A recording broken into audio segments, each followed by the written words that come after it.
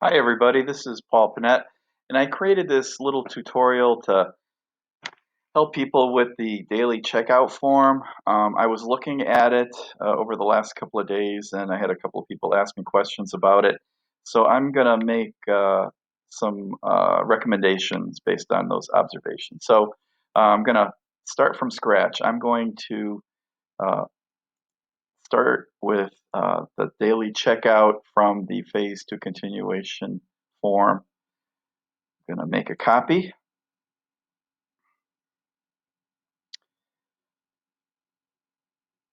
And I like to have my documents organized. So I'm going to save this in a folder in my drive. I've already created a folder for LMS Teaching from Home. So I'm going to move it there. If you haven't done this already, you can still do this. I'm going to create a folder for it.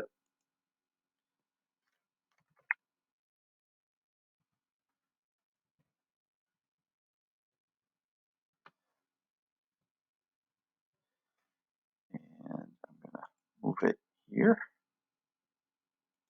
So now I know where it is, and that makes me feel better. So I also noticed a few things about the form that I would change. You are allowed to make some changes to the form.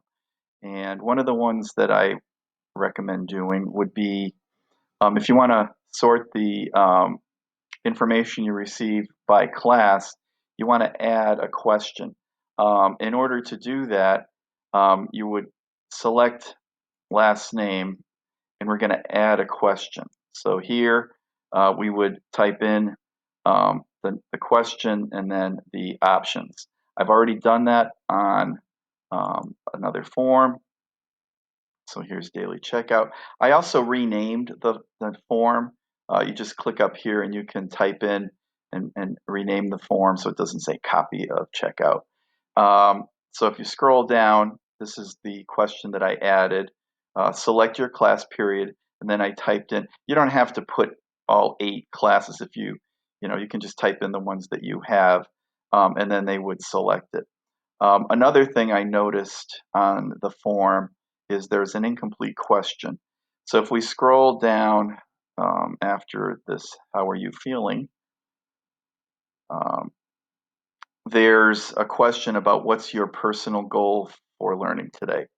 Well, they can't answer it because it's not the question's not completed. There's no place for them to put an answer. So what we would do is again click on the question, and we're going to change the question to a short answer. And now that question is completed. Another observation that I made was that I want to delete this. Well, that was the other question. You can get rid of that. So a lot of these questions, I'm going to go back to the one that I created. Um, the first 2 questions are required. You can see that by the little asterisks up here. But the question about period, if you want them to answer it, you better make it required. How are you feeling? I think that's the point of this form. So you want to make sure that that is required. Right now it's not selected, so you got to make sure that's required. And any of the other questions that you want them to answer, you want to make them required. Okay. Otherwise, they're not going to answer them probably. So you can just click on the question and make them required. Another issue that came up, a teacher asked me, they decided to send it out to their students just to make sure that they knew how to do it. And they were getting responses that their students couldn't open the form. When we looked at the form, you go to the little, let me do that again, go up to the little gear up here, settings, and you can see that it's restricted to users. I recommend that you uncheck that. I doubt very much anybody other than Bristol K-12 students are going to fill this out. You're going to save it so that it saves your changes, and then when you share it, that will cut down on the number of issues that you might have.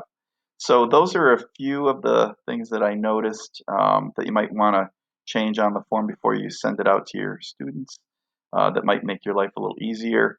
I'm going to make another short video showing you how to sort the data, but that will be on another video. So if you need any assistance with anything, not just forms, if you have questions about Google Classroom, you can reach out to me. I sent you a form. You can email me.